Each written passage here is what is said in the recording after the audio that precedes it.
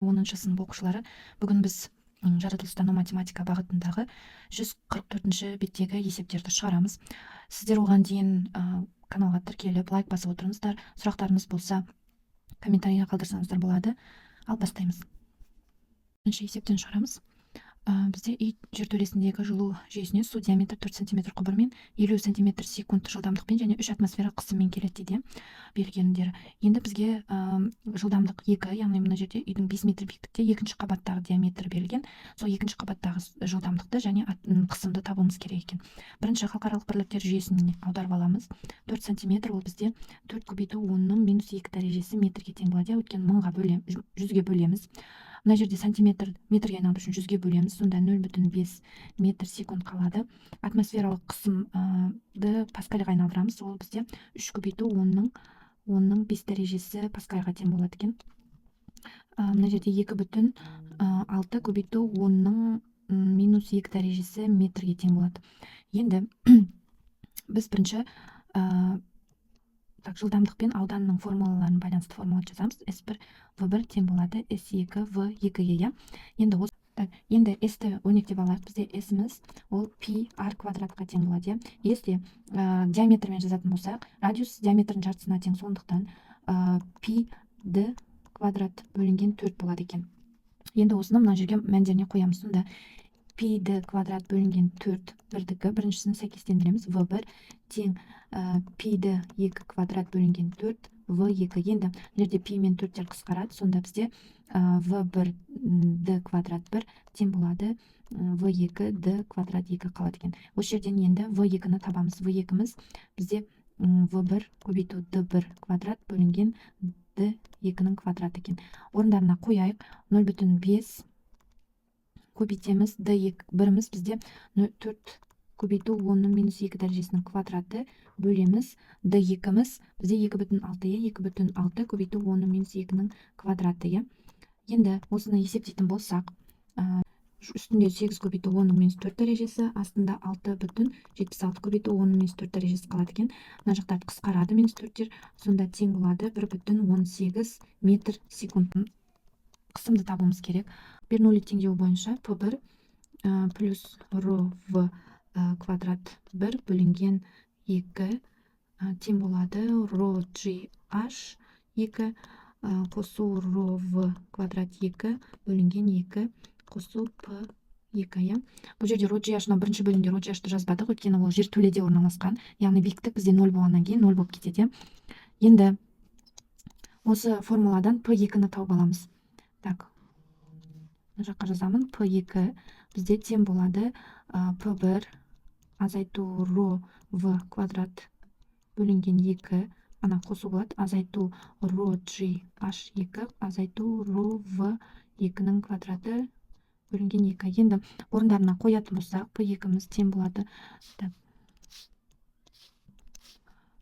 3 көбейту 10-ның 5 дәрежесі қосу, мынау судыкін аламыз, тығыздық 10-ның 3 дәрежесі көбейту, мынау жылдамдық 0,5-ге тең, оны квадраттап 2-ге бөлеміз, азайтамыз 10-ның 3 дәрежесі көбейту 10 көбейту 5, азайтамыз 10-ның 3 дәрежесі көбейту, жылдамдық 2, бізде мынау шықты, 1,18, 18-дің квадраты бөлеміз 2-ге.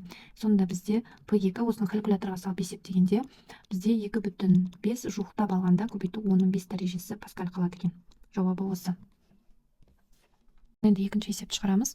Бізде поршеніне 30 ньютон күш әсер ететін, диаметрі 4 см шприц атқылайтын су ағының жылдамдығын анықтаңдар дейді. Бізде мына жерде сантиметрді метрге айналдырып аламыз, оны 100-ге бөлеміз. 4 көбейту 10-ның -2 дәрежесі метр болады екен. Енді күштің формуласы бізде F, P көбейту S-ге тең. Осы жерде P-ның өзі бізде гидравликалық қысым ρ v квадрат бөлінген 2-ге тең болады екен.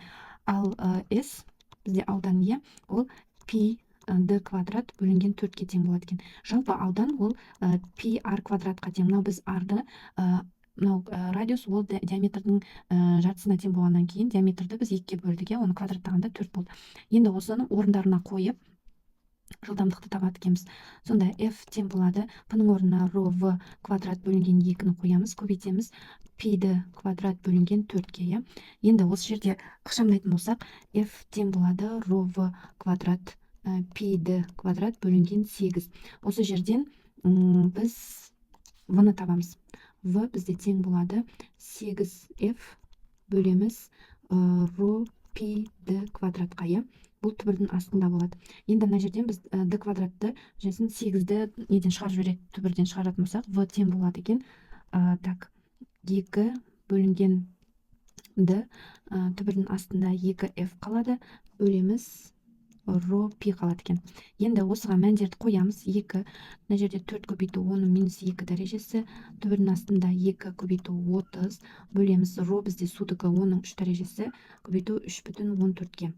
Так, енді осының бәрін есептеген кезінде бізде 6,9 метр секунд шығады екен. 6,9 метр секундқа тең болады. Жауабы осы. Есеп шығарады. Бізде үстелдің үстінде су бар ыдыс бар, иә. Оның ауданы 5 см квадрат, биіктігі 40 см болса, оны жылжытпай ыдысты тепе-теңдікте ұстап тұру үшін қанша күш әсер ету керек, F-ті табу керек. Бірінші мына жерде сантиметрлерді метрге айналдырып аламыз. Сантиметр квадратты метр квадратқа айналдырғанда 5 көбейту 10 минус 4 дәрежесі метр квадрат болады екен. Мынау 100-ге бөлеміз 40-ты, сол кезде 0,4 метр болады. Енді біз бұл жерде импульспен есептеуіміз керек. Екі импульсты теңестіреміз, иә. F дельта Т тең mv-ға. Осы жерден F-ті тапқан кезінде бізде mv бөлінген дельта Т болады. Енді қарайық, мына жерде бізде m жоқ. M-ді табу үшін m бізде ро v-ға тең, иә. V-ның өзі ол s көбейту l-ға тең.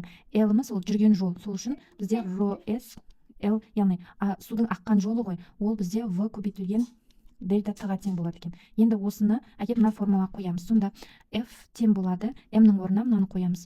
ро s v дельта Т көбейту v бөлінген дельта Т, иә. Сонда бізде дельта Т-лар кетеді, қысқарып кетеді. Сонда бізде ро s v квадрат қалады екен, иә. Енді мына жерде бізде квадрат v жоқ. V-ны табу үшін v-ның формуласы бізде түбірасты 2gh-ға тең екен. Енді осы формуланы мына жаққа әкеп қоямыз. Сонда ро s түбірдің астында 2gh қалады, бұны квадратты. F сонда бізде тең болады 2gh ро s-ге. Енді 2-ні көбейтеміз 10-ға, көбейтеміз h бізде 0,4 көбейтеміз ро 10-ның 3 дәрежесі, өткені бізде су, судың тығыздығы 10-ның 3 дәрежесіне тең болады. S бізде 5 көбейту 10-ның минус 4 дәрежесі. Енді осыларды ықшамдайтын болсақ, бізде 4 қалады екен, 4 ньютон. Жауабы 4 болады. Так, енді төртінші есепті шығарайық. Бізде аудан берілген 10 см квадрат шприцке. Так, S1 бізде 10 см квадрат, сол ауданға 12 ньютон күш әсер етеді, иә. И оның ішінде, шприцтің ішіндегі сұйықтықтың тығыздығы 0,8 грамм сантиметр куб, және кішкентай саңырауы ауданы ол бізде 2 см квадратқа тең болады екен. Енді біз бұл жерде халықаралық бірліктер жүйесіне айналдырамыз. Сонда мына жерде сантиметр квадратты метр квадратқа айналдырамыз. Ол бізде 10-ның минус 3 дәрежесі метр квадрат қалады. Мына жерде граммды килограммға, сантиметр кубты метр кубқа айналдырамыз. Сол кезінде бізде 800 килограмм метр куб қалады екен. Мына жерде сантиметр квадрат ол бізде 2 көбейту 10-ның минус 4 дәрежесі метр квадрат болады. Енді бірінші үзіліссіздік теңдеуін жазамыз. Бұл бізде S1 V1 тең болады S2 V2-ге. Осы жерден V1-ді өрнектеп алайық. Бұл S2 V2 бөлінген S1-ге тең. Енді орындарына қояп, мынау S-тердің орнына қоямыз аудандарды.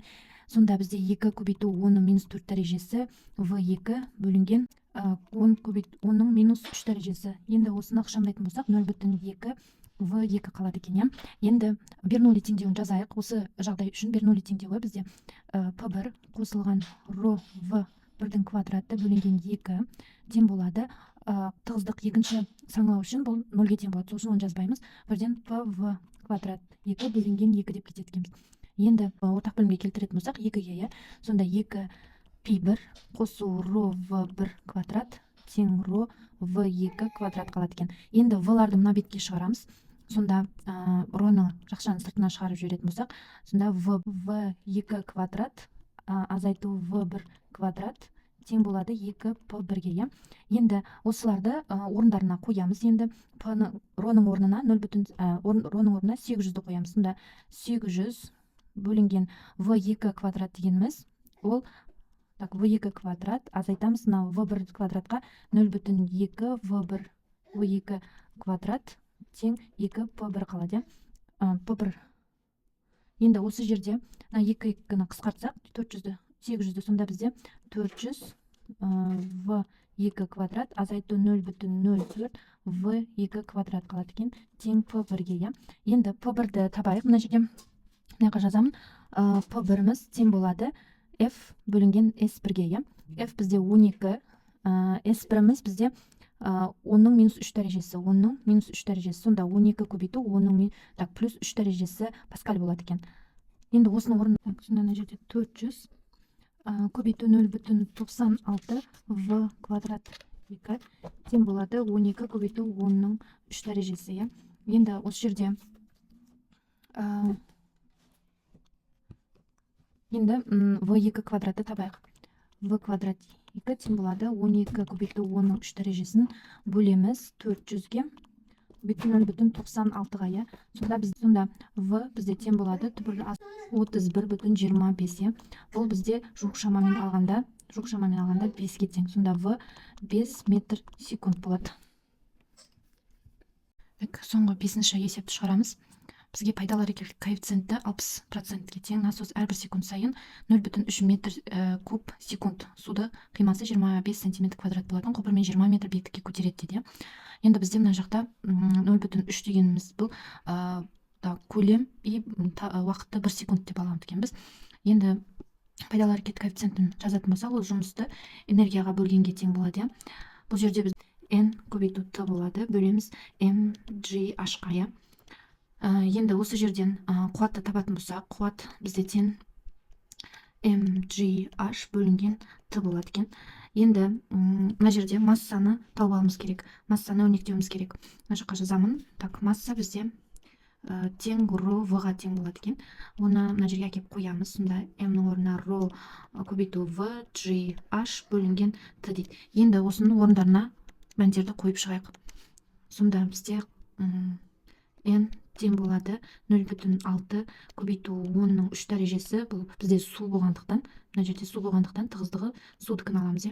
v дегеніміз 0,3 көбейтілген g 10 аламыз, көбейтілген h 20 бөлеміз. Так, t бізде уақыт 1 секунд аламыз.